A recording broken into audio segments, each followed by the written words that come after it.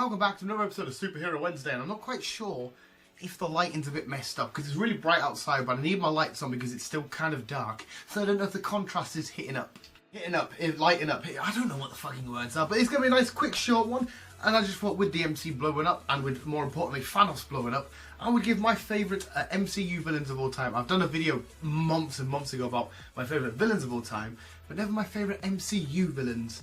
So what are yours? Let us know in the comments below, and let's do a weird zoom in.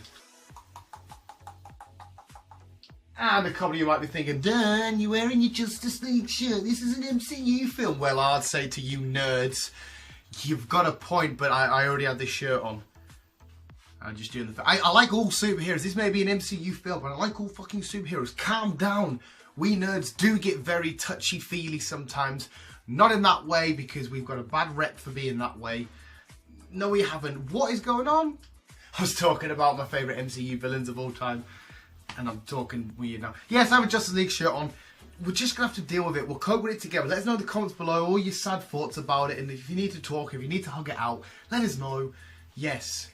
Now, the MCU isn't only great for just blowing up these amazing superheroes, it also blows up these super amazing bad guys and gals. And as well, this list was really hard to make because there's not a lot which I can't stand. I was umming and ahhing so much. This list could have changed so many times. Like, by tomorrow, by the end of this video, it could have easily changed. But this is as it stands right now.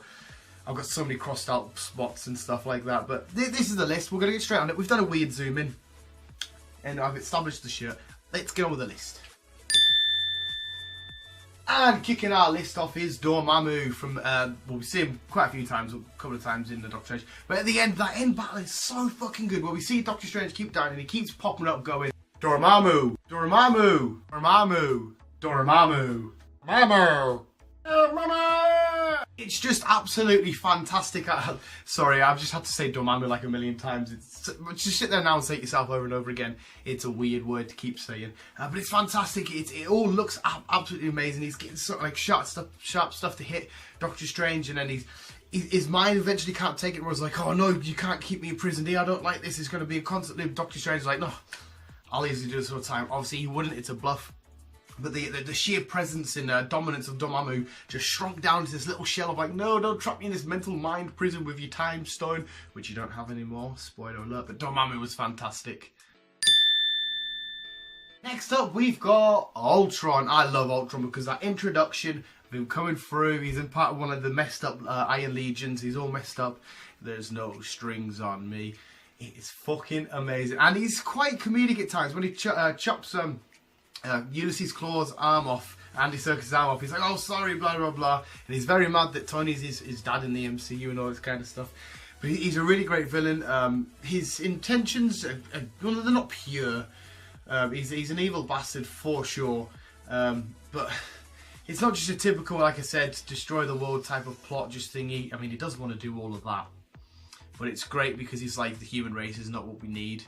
And so to some degree he's got a point, but sometimes we're also good, we're alright, we're not too bad. But it gives the team a really hard time. They obviously struggle to beat him. Sokovia gets lifted up, he's in the middle of it. Vision and all of them have to team up at the end. That sequence where Vision, Iron Man and Thor, they're all blasting at him, and the little dialogue between Vision and him at the end with Ultron's finally about to die. It's absolutely fantastic.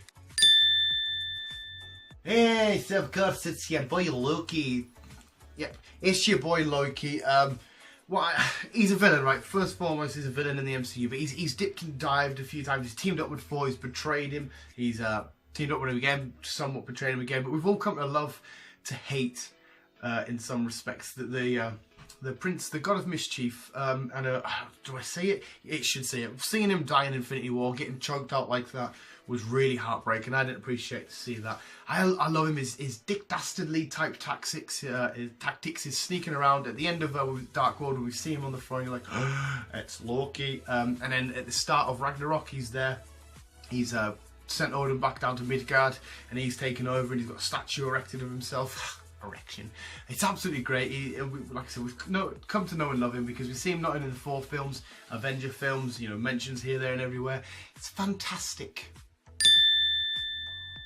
One of our newest villains to enter the MCU, played by Michael B. Jordan, Killmonger, because wow, Michael B. Jordan and me have got something in common. We both have like similar bodies. Like, you know, Michael B. Jordan's proper shredded. Like I'm kind of the same. Like I've got a six-pack, but I just choose to hide it for this particular video. Haha, funniness. But Killmonger was amazing. Again, his intentions weren't like the worst. He just thought, you know, Uganda should go out, you know, use all this to stop, calm everything down, and you know, they should just rule. Why the hell not? Like I said, it's a bit up and down. You can debate amongst yourselves what you reckon his intentions were, pure or not. Go check out my film review if you want to talk a lot about his intentions. But it's great to see a character like that. He gets, of course, his own Black Panther suit, being the Warmonger with the gold. They duke it out. It's fantastic. That fight on the train, absolutely beautiful. It was really well written. Well in-depth character. We got a great look at him. His first entrance, you know, and at the museum when he puts the helmet on, he's like, nah, just dig it. It's like, oh my god, Michael B. Jordan's a legend. Killmonger's a legend. Yep, and this one's obvious. It's the Mad Titan Thanos. Do I need to say much more?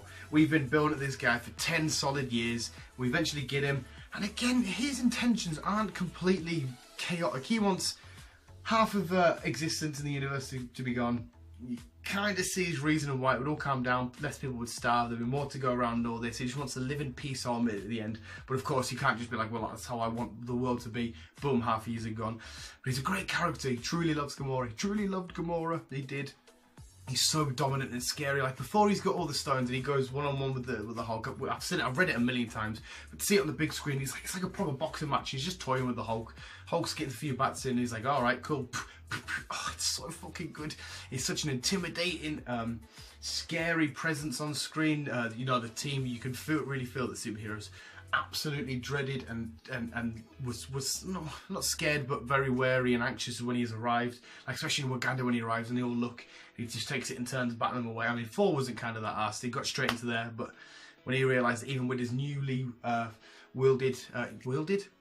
brought together Stormbreaker couldn't do it. Oh, that was crazy. Thanos is absolutely amazing. And there we go, visuals. That was my 5 favourite MCU villains of all time. Let us know in the comments below yours. And this list could change. Yellow Jacket's absolutely amazing. The Winter Soldier, whilst he's in the Winter Soldier, Bucky Barnes was great. Obviously now he's a hero.